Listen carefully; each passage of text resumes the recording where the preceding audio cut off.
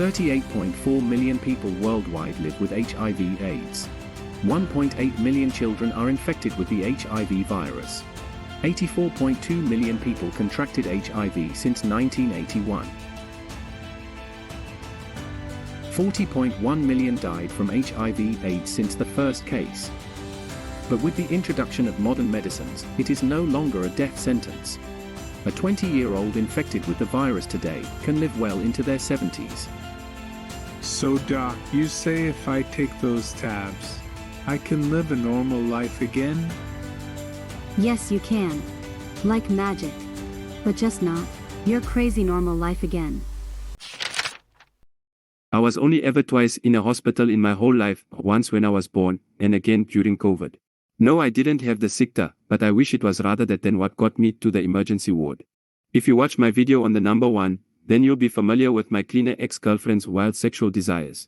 I googled what she did to me. It's called pegging, should be called begging, cause I was on all fours pleading with her to stop the first time we did it, but I did find out there's a more accompaniments into it, so what felt was most personal, is actually most universal. Pain. Anyways, back to the emergency ward.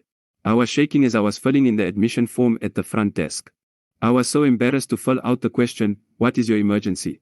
You see, my girlfriend didn't attach her strap-on dildo properly and it came off while we were doing it. We tried but couldn't get it out, it was too severe. So I was forced to go to hospital as it was vibrating its way further and further up inside. When the receptionist read my form, a massive smile came on her face. She abruptly got up and went into the back office with my paperwork. Next I hear a clumpy laughing coming from there. She comes back still smiling, wiping tears from her eyes. Doctor will be with you in a few minutes, take a seat. But I couldn't take a seat. I couldn't even sit in the empty taxi I rode in all the way from my girlfriend's flat. Taxi Gachi eventually accused me of trying to jab his job in the van. Finally they called my name. The doctor told me to pull down my pants and bend over the bed. He gave me an injection, then left the room. He came back followed by a group of medical students, loudly explaining my condition to them. As if I wasn't embarrassed enough before, now I was bent over a bed with my pants at my ankles with a bunch of university lighties looking straight up my rear end. By this time though I was feeling lekker aan from the injection.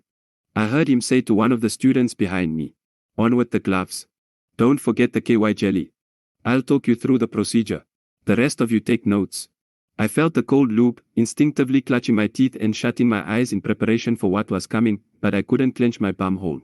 That jab had made it numb. I wanted to avoid any eye contact, but you know how when you're in the bus and you hear the girl in the seat behind you talking on the phone. Fact bruh.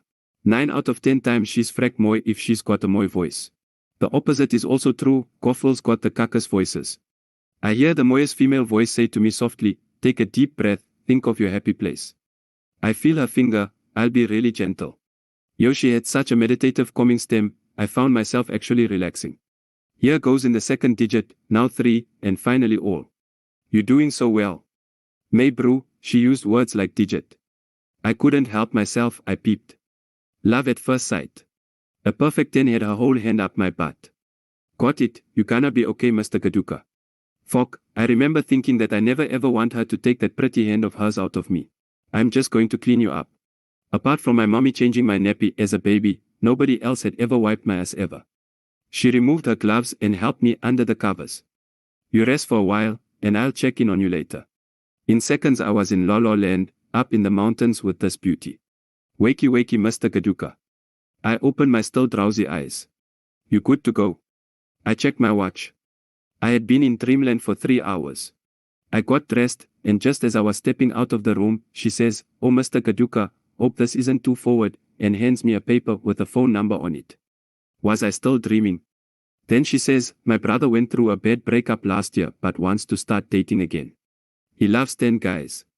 Call him." Fuck. She thinks I'm into Owens, damn it.